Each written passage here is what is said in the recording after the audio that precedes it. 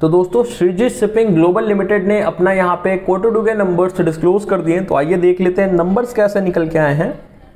उसके साथ ही साथ मैं बता दूं, एक न्यू लिस्टेड कंपनी है जो कि मार्केट पे आपको 26 अगस्त के आसपास यानी कि 2 महीने पहले आपको लिस्ट करता हुआ मार्केट पे देखने को मिला था।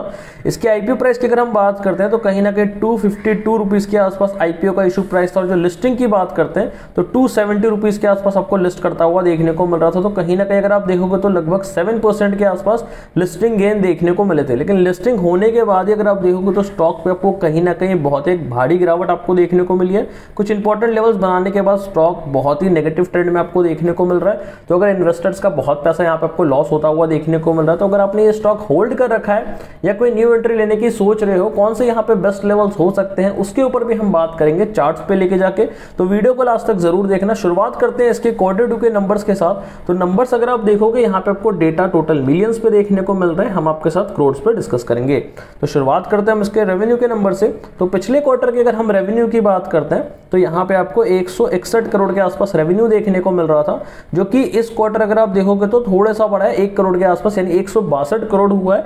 तो कहीं ना कहीं हम इसे फ्लैट ही बोलेंगे। लेकिन अगर आप साल दो साल देखोगे तो पिछले साल यहाँ पे आपको 145 करोड़ के आसपास रेवेन्यू देखने को मिल रहा था, जो कि ईयर ऑन ईयर अगर हम कंपेयर करते हैं तो यहाँ पे आपको ईयर ऑन ईयर लगभग 11.3% के आसपास आपको रेवेन्यू पे ग्रोथ देखने को मिल रही है साल दो साल।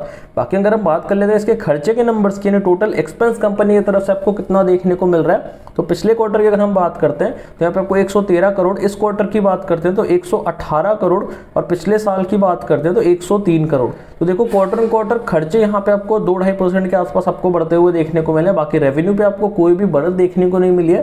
तो खर्चे यहाँ पे आपको थोड़े से बढ़ते हुए जरूर देखने को मिले। बाकी साल दो साल देखोगे तो खर्चे यहाँ पे ठीक आपको देखने को मिल रहे हैं। बाकी अगर हम बात करते हैं इसके प्रॉफिट की, तो प्रॉफिट अगर हम आफ्टर टैक्स की बात करते हैं तो अगर हम पिछले क्वार्टर की प्रॉफिट की बात करते हैं तो यहाँ पे आपको 37 करोड़ के आसपास प्रॉफिट देखने को मिल रहा था, जो कि इस क्वार्टर बढ़ के 42 करोड़ के आसपास आपको देखने को मिल रहा है। तो देखो क्वार्टर ऑन क्वार्टर अगर आप देखोगे रेवेन्यू पे आपको गिरावट देखने को मिल रही थी, लेकिन अगर आप ईयर ऑन ईयर देखोगे तो यहाँ पे आपको करीब 15% के आसपास ग्रोथ देखने को मिल रही है क्वार्टर ऑन क्वार्टर प्रॉफिट के नंबर्स पे, जो कि काफी एक पॉजिटिव बात हम इसे बोल सकते हैं। बाकी अगर आप ईयर ऑन ईयर देखोगे तो पिछले साल यहाँ पे आपको 56 करोड़ के आसपास प्रॉफिट के नंबर्स देखने को मिल रहे थे, जो कि अगर आप देखोगे इस बार घट के थोड़ा सा 42 करोड़ के आसपास आपको देखने को मिल रहा है। तो साल दो साल यहाँ पे अगर आप देखोगे तो करीब यहाँ पे आपको 24% के आसपास गिरावट देखने को मिल रही है।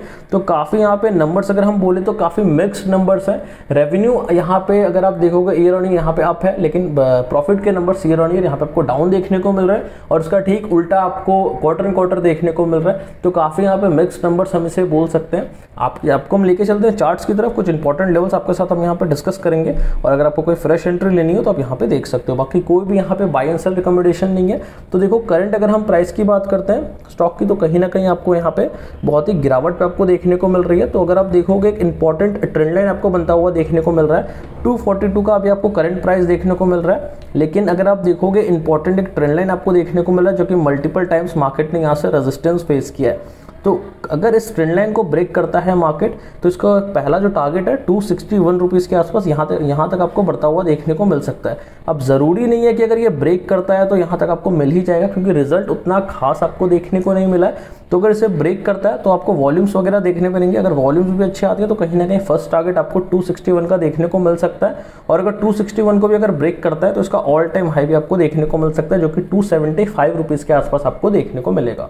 तो ये कुछ इंपॉर्टेंट लेवल्स हैं। और नीचे की तरफ अगर आप देखोगे तो 230 के कुछ इंपॉर्टेंट लेवल्स हैं। अगर इसके नीचे स्टॉक जाता है और क्लोजिंग देता है 230 रुपीज़ के नीचे अगर स्टॉक जाता है और क्लोजिंग देता है तो कहीं ना कहीं आपको ऑल टाइम लो स्टॉक का देखने को मिल जाएगा 220 रुपये का, और इसके भी नीचे आपको स्टॉक जाता हुआ देखने को मिल सकता है। तो 230 एक बहुत ही क्रूशल लेवल है, उसके नीचे स्टॉक नहीं जाना चाहिए। बाकी अगर जब तक ये ट्रेंड लाइन को ब्रेक नहीं करता आप इस पर कोई भी ट्रेड्स वगैरह मत लीजिएगा। बाकी कोई भी यहाँ पे बाय एंड सेल रिकमेंडेशन नहीं है।